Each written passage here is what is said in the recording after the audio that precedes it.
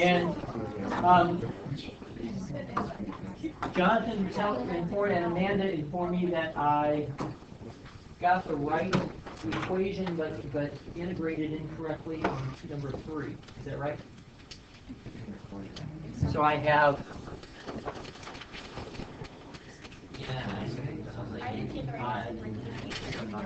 Right, you had a different answer for that. So the volume is pi times the integral of 9 minus x squared dx, or is it y squared dy? From 1 to 4? From 1 to what? 0 to 3. There we go. And squared. And what I did when I integrated is I failed to square it. Being stupid. So it should come out as 81 minus 18y squared plus y to the 4th dy. And so that would be 81y minus 6y cubed plus y to the 5th over 5 from 0 to 3. And minus 6 times 27.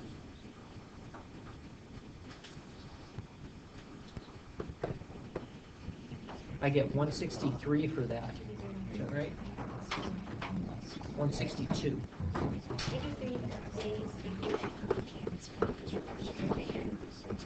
Yep. Plus 243 over 5.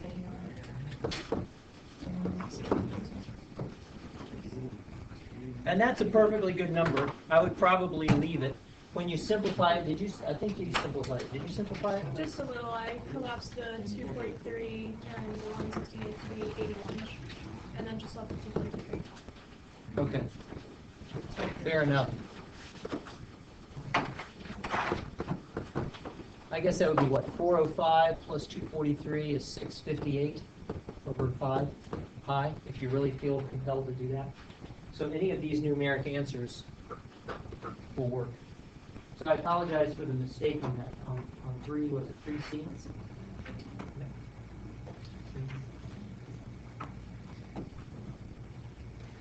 So, just to rehearse everything that we've talked about.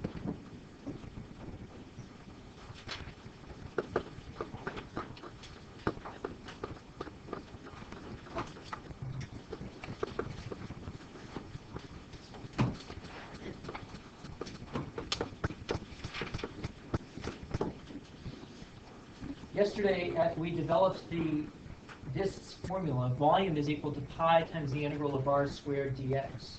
And this represents the area of each circular disk, times its width, all added up together to give me the total volume of my solid. If my axis of revolution is vertical, as you discovered from the video, we can also integrate vertically, so that we can have the integral of pi r squared dy.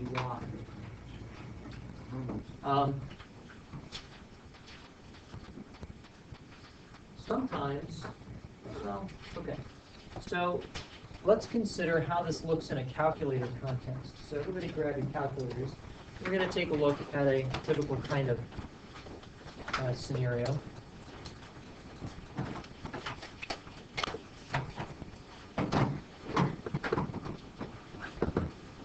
Let R be the region defined by something awful, like e to the negative x, y equals e to the negative x squared, and y equals 0.5. And what I'd like for all of you to do now is to sketch this region and find its area.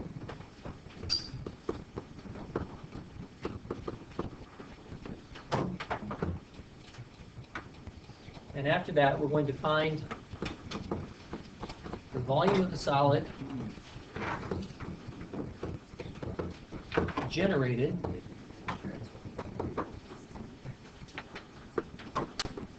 when R is revolved about the y-axis.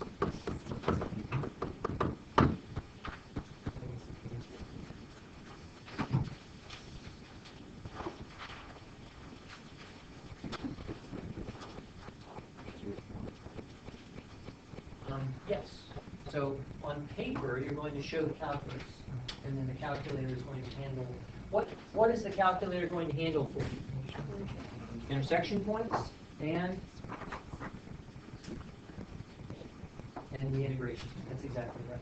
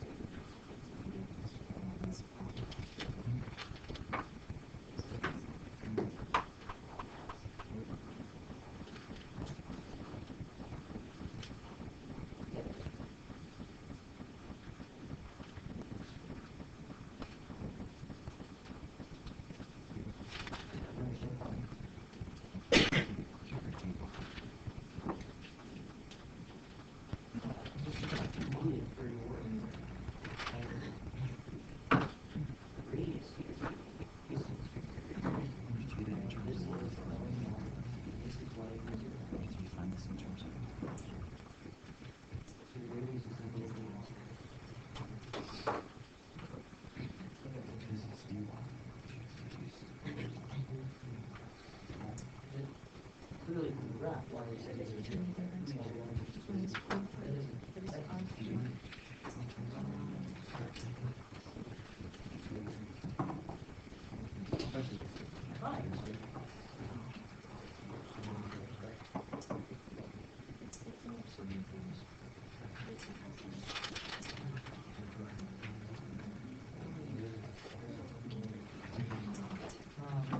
all that it's doing is specifying.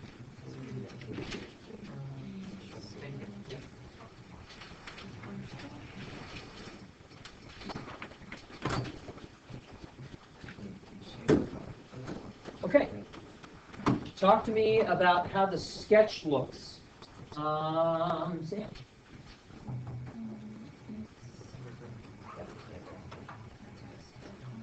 Like a what? Like a speed bump. That's a good way of describing it. It's like a speed bump. Yeah, that's good. Good. And what else? Y equals 0.5. Good.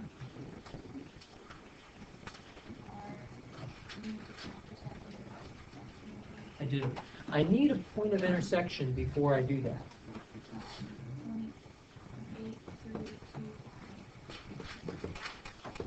0.5. And this one over here?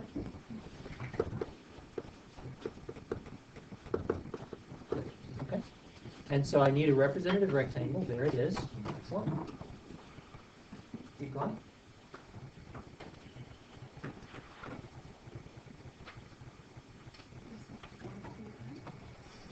No, the sketch is good.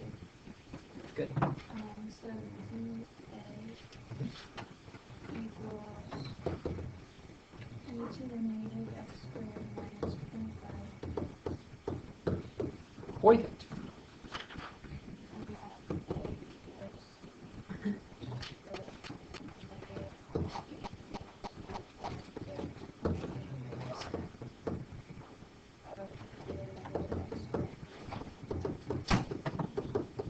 Yeah, very good.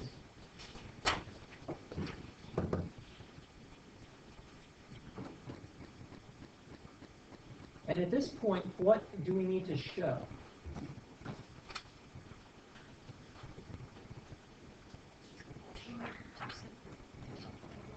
Could. Not necessary. Just the answers. That's right. All we need is the answer. 0.5162. And that's it. And this is all that your work needs to show. It needs to literally look like this, pretty much. We've got our sketch with our representative rectangle and the intersection points. We have a DA, we have the added up area, and the final answer right here. Because the integral is done on a calculator, the only thing that needs to be shown is the actual integral followed by its answer. Okay? Good? Did anybody have any qualms or doubts with this? All right, now let's consider the volume of the solid generated when r is revolved about the y-axis. When r is revolved about the y-axis,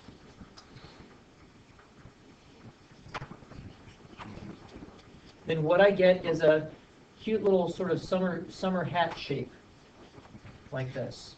We take and revolve this region about the y-axis and we get this kind of bowl shape that looks like that.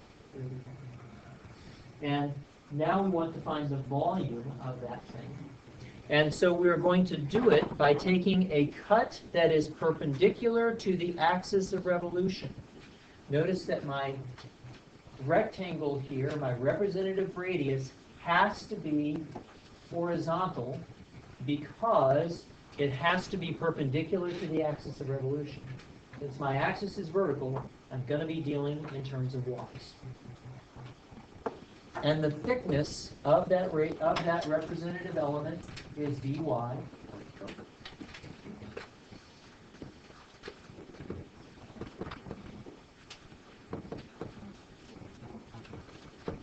And therefore, the elements of volume that I'm going to be adding up are the pi times the r squared dy, and the radius has to be expressed in terms of y.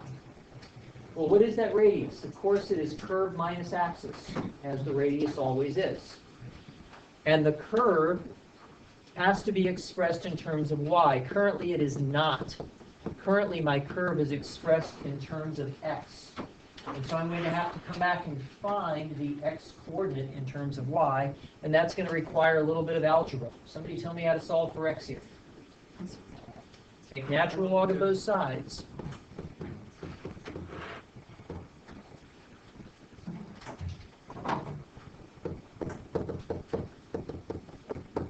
Okay, now what?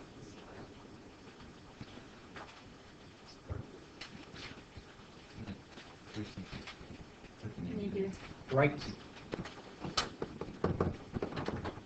Okay. If I take the square root of both sides, what do I have to remember? If I take a square root of both sides, what do I have to remember to consider? Plus or minus, that's right. What is the meaning of this plus or minus? Here is the meaning of it. On this curve, there are two x-coordinates that correspond to any given y-coordinate, right? And they are equal but opposite to each other because my curve is in even function. And therefore, I'm getting one point that is root negative ln y comma y over here, and I get a different point, which is negative root negative ln y comma y over here. Everybody good with that? And it actually doesn't matter which one I choose, because when I square that radius, the negative sign is going to disappear. So I'm going to set r of y equal to curve minus axis, and the axis is the line x equals 0. Yes? When did you, for any of these, when do you know to subtract the top from the bottom? Top curve minus bottom curve versus curve minus axis. So the question is a question of area versus volume. When I was doing area here, then I was trying to add up rectangles whose height is this distance. And that distance is from curve to curve. Okay? When I'm doing volumes, what I'm doing is adding up a bunch of disks whose volumes are pi r squared times the thickness. And a radius is always going to be the curve that defines that disk minus the axis of revolution, which is the center of that disk. The radius is the distance from the outside to the center, right? So I'm going to do curve minus axis to find the radius of revolution. And I'm going to do top minus bottom, or right minus left, to find the height of the rectangle.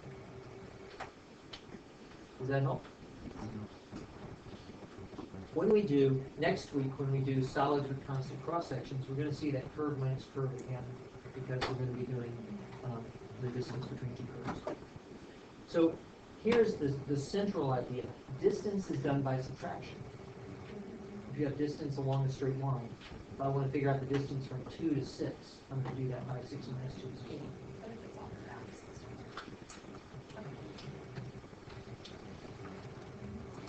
And so now, finally, my volume is going to be pi times the integral of r squared dy. What about the limits of integration?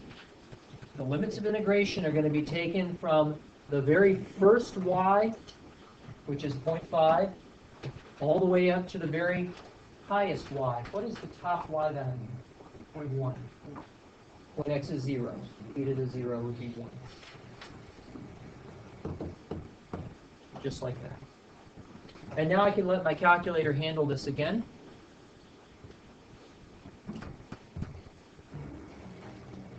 Why don't you go ahead and do that? Compute it.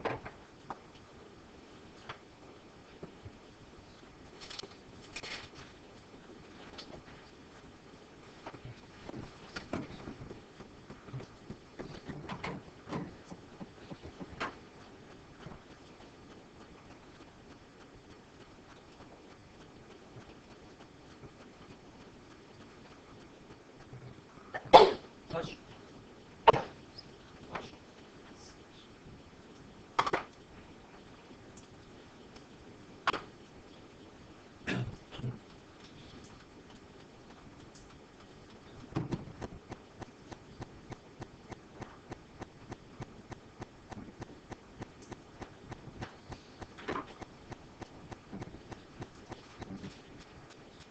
I think I'm getting around 0.15.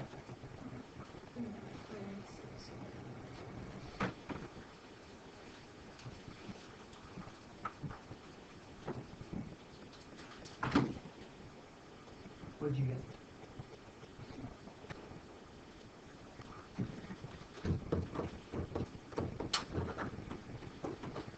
And there you go.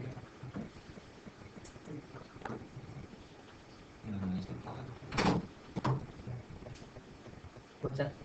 Oh, yes, pi.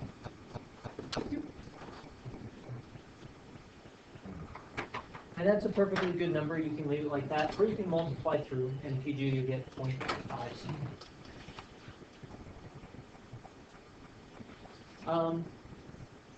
Is there a way to do your calculator in terms of pi? Well, yeah, you just evaluate the integral and then write pi after it. Or, what students will often want to do is they'll just include the pi as part of the integrand. Yeah, it's the constant multiple rule in reverse. You just bring it in, and then you get a legitimate number. So the big question that you may have is, how do I know whether to use vertical or horizontal rectangles here? And the answer is it depends entirely on the axis. If your axis is horizontal, you have to take cuts perpendicular if you're going to be doing dx. And if your axis is vertical, then you have to do cuts perpendicular. You're going to be doing dy. So if you have a horizontal axis, we will be working in terms of x. And if you have a vertical axis, you will be working in terms of dy. Does that make sense to everybody? Okay. What I'd like to do now is to extend our disks method so that we can handle solids that have holes drilled through them. And I want to take the same region that we've been working with. Let me just copy that over.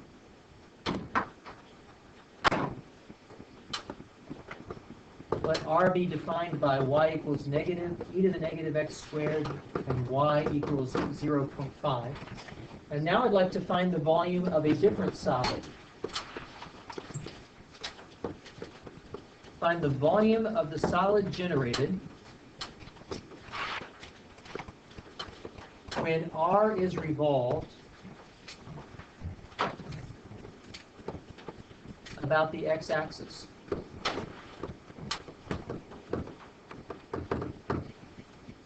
Now let's visualize what this looks like here. I have my region, and my region looks like the top part of my speed bump. And now we're going to take this guy, and we're going to revolve this guy around the x-axis, not around the line y equals 0.5, but around the x-axis, which means that all of these points are now going to come out and around and back through, and when they do, they generate a solid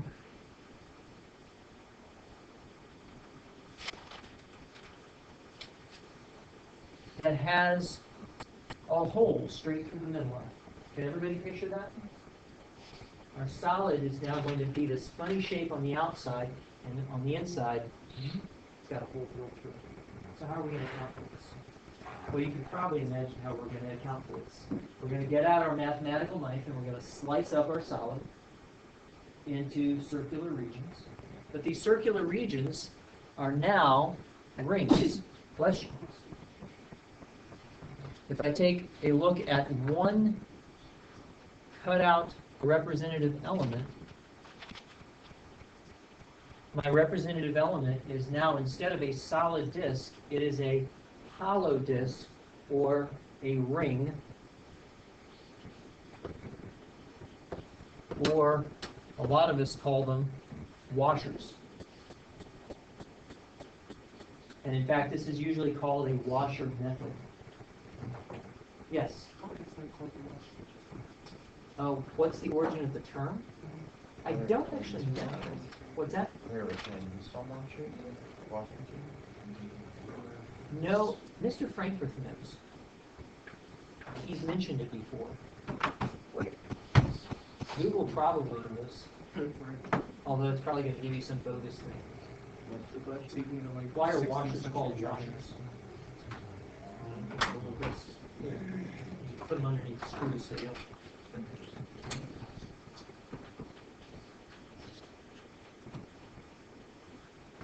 Okay, so what is the volume of this washer? If I can find the volume of one single ring or washer, then I can just add them all up and ta-da, I've got my volume.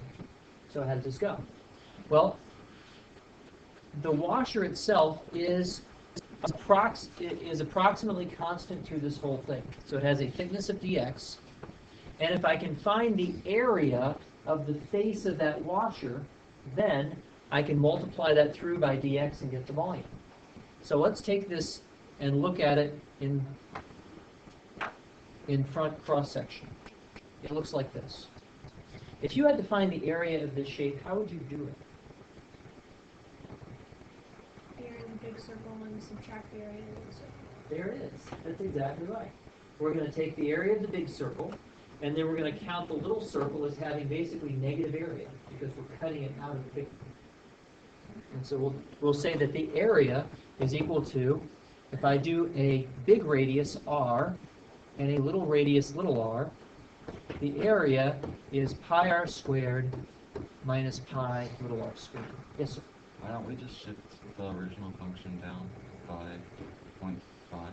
That's a great question. Why don't I shift that original function down? Because it's just getting rid of the empty space. Yeah, except that when you do shift it down, you actually end up with a completely different volume. How? And I'll prove that in just a minute. Okay? Can you agree that this should work? Yep. Okay, yep. And then what I'll do is I'll come back and I'll answer your question by showing you something that doesn't work that people often try. Okay? It's a great thought. But just for now, picture as you shift this down, all of these points go out to a lesser radius now on the outside. And because of that, they sweep out less of a volume. You're not just eliminating the hole, you're also shrinking the outside. Okay. Okay? Where are we? Yes. So the area here is equal to pi times big R squared minus pi times little r squared. And therefore, the dV, the element of volume, is going to be the area multiplied through the dx.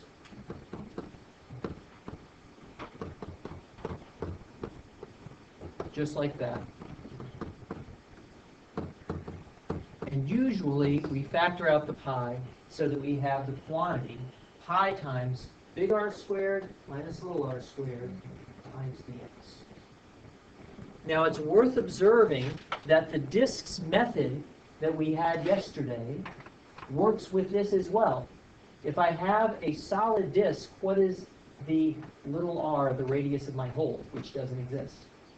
0. And if I substitute 0 for little r, look at what I get. Pi times big R squared. So the washer method is actually the general method, and disks is a special case of it, with little r 0. So that finally, volume here is going to be pi times the integral from a to b of big R squared minus little r squared dx. What's that? Pi comes to the outside because it's constant. Is that your question? Okay. Good. All right. So that all that we have to do now is to identify the inside radius and the outside radius. And this goes back to Gianna's question about how do you identify what you're subtracting. For both the big radius and the little radius, we are going to do curve minus axis. And we're going to identify our curves in terms of inside and outside. If you take a look at the region that we have right here, that region has a curve that is on the outside that defines the outside of my solid, and it also has a curve that is on the inside that defines the inside of my solid, the inside of the hole. It is the boundary of the hole. Can everybody see that? And so therefore, my outside curve is going to be the big R. Specifically, big R is going to equal the outside curve minus the axis, which is, in this case, y equals 0. And the little r is going to be the inside curve minus the axis, which in this case is, again, y equals 0.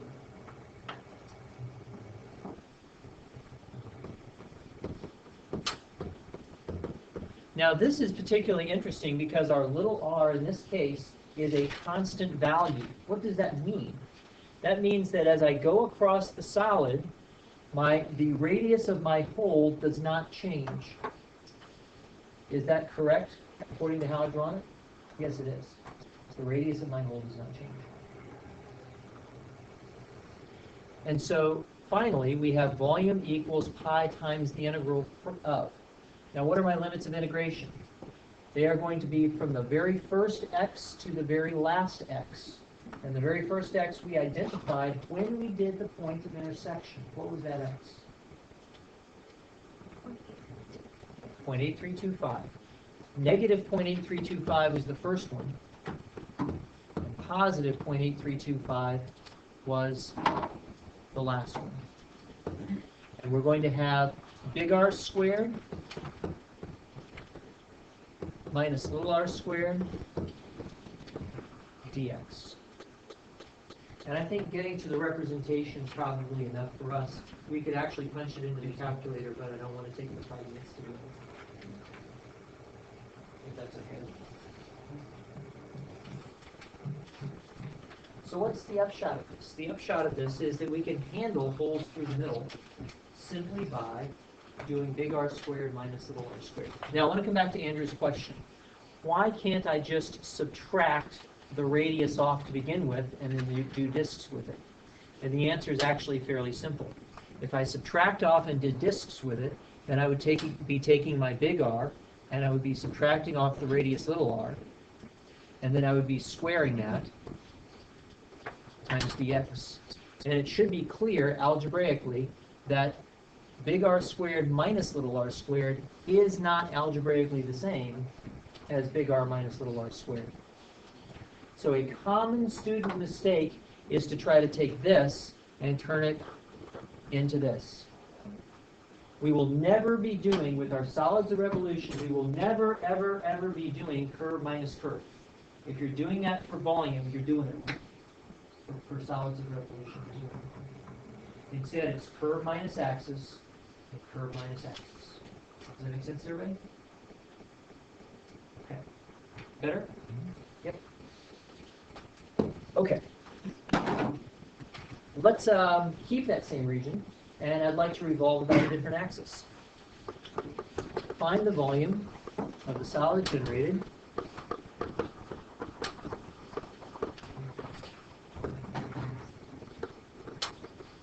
when R is revolved about the line y equals 1.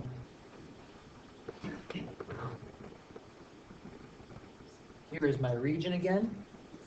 And now I'm going to take the line y equals 1, and I'm going to revolve my region about the line y equals 1. This creates a very interesting solid.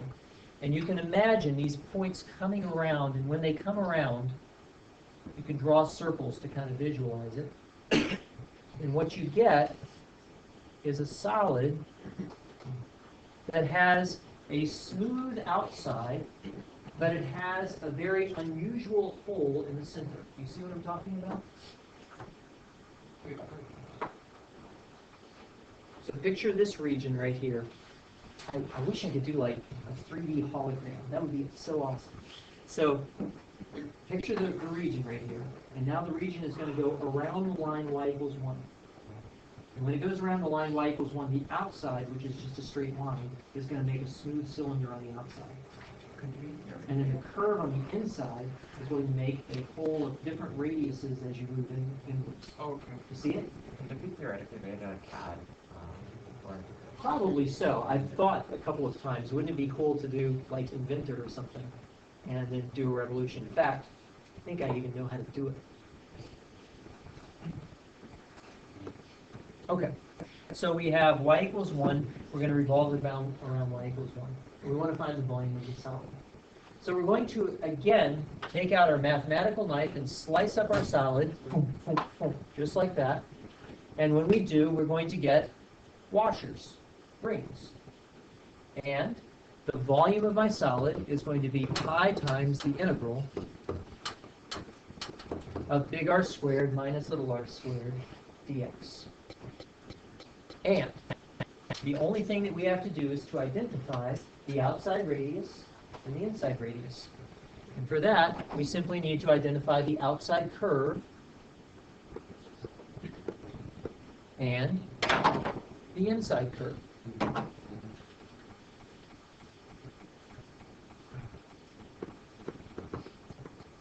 Does everybody see how I'm visualizing the outside curve and the inside curve? If you want to visualize it in terms of the original, that's the inside. And that's my outside. Does that make sense? Okay. And so now this is fairly straightforward. The radius big R, the outside radius, is going to be curve minus axis. Well, in this particular case, it's really axis minus curve, isn't it? Because the axis is above the curve, and we want a positive value. So we have axis minus curve here. And the inside radius, little r, is going to be axis minus curve also. Does that make sense?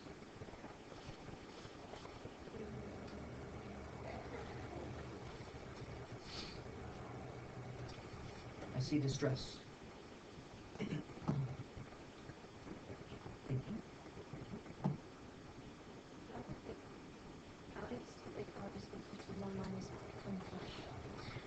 big R is going to be the outside radius, and so it's going to be this distance right here. What I failed to do is to draw my representative element there. And that probably led to confusion.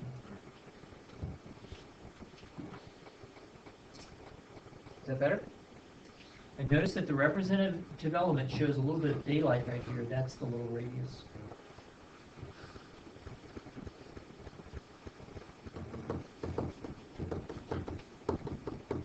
And so I can now say that my volume is equal to pi times the integral. What are my limits of integration? My limits of integration are going to be x values. First x to last x. Was it 8523?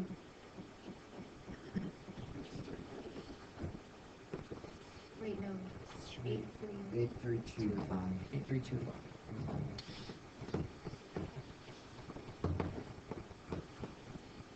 Of big R squared minus little r squared.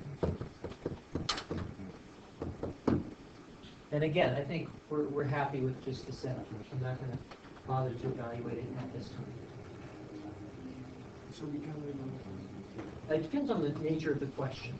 If you're being asked what is the volume, you'd have to actually find that number. But that's just a simple calculator. I wanted to give ourselves time for one more example. Questions? Yes.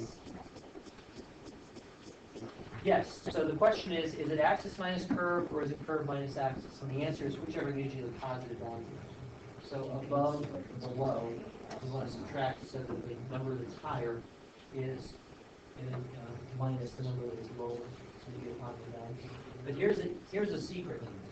You can't dork it up. If you accidentally do axis minus curve, when you square it, that negative sign goes away anyway, and it doesn't matter. So if you want to just make it always axis minus curve, or curve minus axis, and forget about it, that's okay. I was trying to be a little bit more definite or careful, because technically my radius should have a positive value.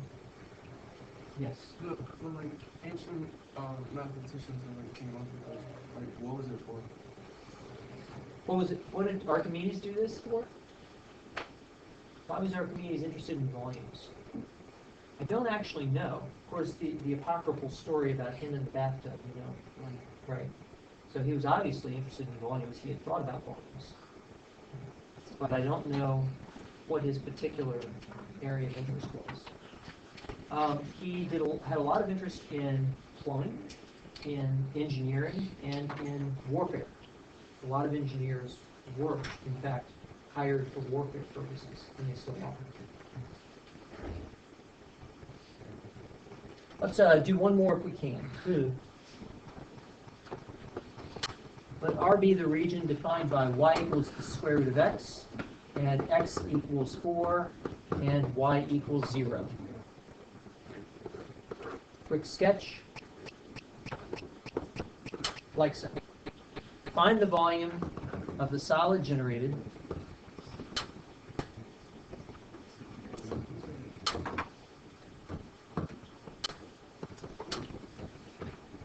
when R is revolved about x equals 6. Okay. Notice that we have a vertical axis of revolution this time. Curve. Oh, you gotta be kidding me. Really? All right, fine. I'll move this down so we can visualize it a little better. Here's my vertical axis of revolution. And when I revolve about this vertical axis of revolution, x equals 6, I'm going to end up forming a shape that looks kind of like, how would I describe it? It looks kind of like a dome with a hole drilled through the center of it. So the region sweeps around the axis here, and it forms shapes whose cross-sections look just like that. So if I draw myself a representative radius, that representative radius goes like so. Well, you can see that because the axis is vertical, I have no choice but to operate in terms of y's. The height of my representative radius is a dy. And so I'm going to say that volume is equal to the integral, pi times the integral of big R squared minus little r squared dy. And everything has to be expressed in terms of y. Well, again, I identify inside and outside. My inside is here, the curve that is on the inside that defines the radius. And the outside, I guess I need to do that in blue, is here. It's going to be the curve that defines the outside of my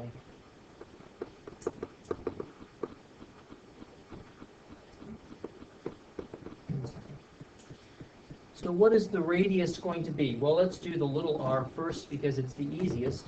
It's going to be axis minus curve, or 6 minus 4, just like that. The axis is x equals 6. The defining inside curve is x equals 4, and there we go. That gives me a constant radius. Does that make sense? Yes, it does, because I can see that the hole has a constant radius as it goes through the solid. What about the outside? Well, the outside is going to be the distance from here to here. We do it in blue. And that distance from here to here is going to be 6 minus the value of x right there. Huh. What is x? Well, we go back to our curve here. Y is the square root of x. So what is x in terms of y? X in terms of y is equal to y squared. And the reason that I have to express it in terms of y is that the thickness of my radius is dy, and that commits me to using y values. I'll set this up very quickly and then turn you loose. Big R squared is 6 minus y squared. Little r squared is 2. And the limits of integration are going to be from the first y to the last y, from 0 to 2. We are done. Yes?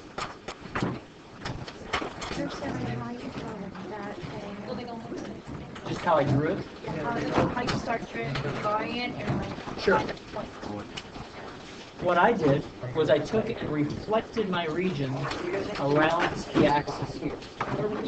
And when I reflect the region around the axis, then that gives me the outline, the profile of that face. That goes like the Yeah, let's draw it.